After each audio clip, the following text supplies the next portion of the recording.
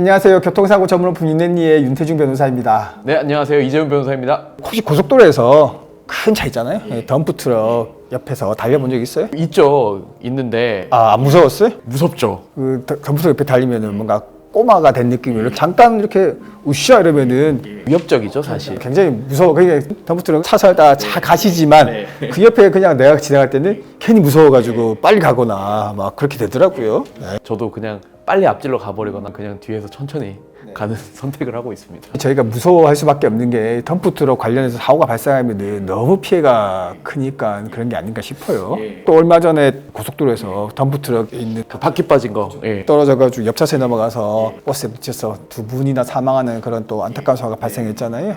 그 사고에 대해서 잠깐 얘기해 볼까요? 저는 사실 그 기사 처음에 봤을 때 바퀴가 달리면서 빠질 수 있나 이 생각을 했거든요. 근데 나중에 보니까 이게 달리는 바퀴는 아니고 붙어있는 바퀴가 빠진 거라고 하더라고요. 그걸 가변축이라고 하는 것 같던데. 뉴스 보니까 축 이런 거는 검사 항목에 들어가지 않는다. 3개월 전에 받았는데 3개월 전에 받았는데 이렇게 떨어진 거면은 그 검사에 문제가 있지 않나 이런 생각도 들긴 해요. 검사 항목 자체를 이제 이런 것들까지 다 포함해서 좀 개선이 필요하지 않나. 사실 시간도 많이 들고 비용도 많이 들고 이런 부분들도 있긴 하죠. 근데 이게 말 그대로 진짜 덤프트럭 이런 사고는 너무 피해가 크기 때문에 자주 안 생기더라도 충분히 이런 사고가 안 생기게끔 제도를 만드는 게 중요할 것 같습니다. 네. 또 1차적인 책임은 이제 뭐 차주에 있는 것 같고 좀 더 근본적인 뭔가 제도적인 보완.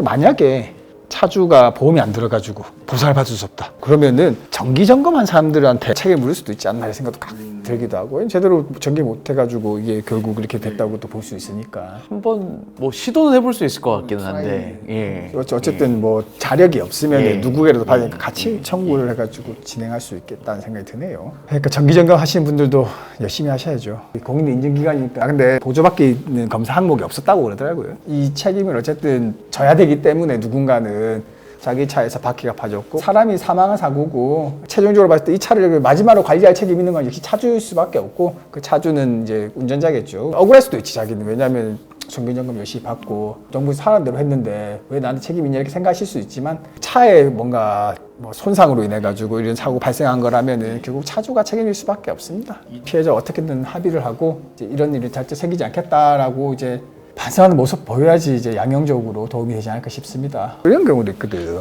차에 지붕을 딱 얹혀가지고 훅 떠가지고 옆에 박은 건데 이 차주가 전문 시공업체에 맡기는데 절대 안 떨어지게 해주십시오 이렇게 맡겼는데 사고가 발생했다. 이렇게 되면은 과연 차주에게 이게 예측 가능성이 있었는가?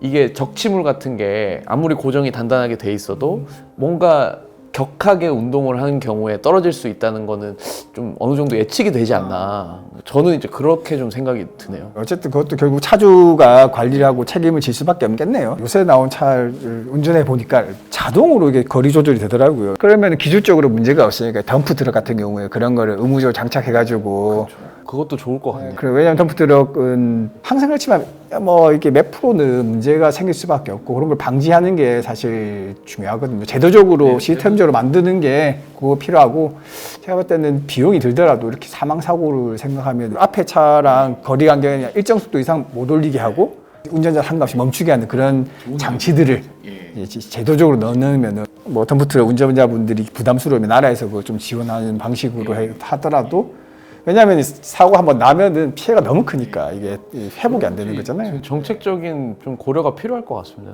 블랙박스 장착하면 보험료 할인해 주듯이 뭐 그런 식의 제도를 도입하는 것도 기술적으로 가능하니까 요즘 기술적으로 충분히 상용화돼서 많이 쓰여지고 있으니까 가능할 것 같습니다. 안타까운 사고였습니다. 덤프트럭 관련해 가지고요 얼마 전에 발생한 사고가 있기 때문에 한번 이야기를 나눠봤습니다. 도움이 되었다 이런 생각이 드시면은 좋아요, 구독, 알림 설정 부탁드리겠습니다. 시청해 주셔서 고맙습니다.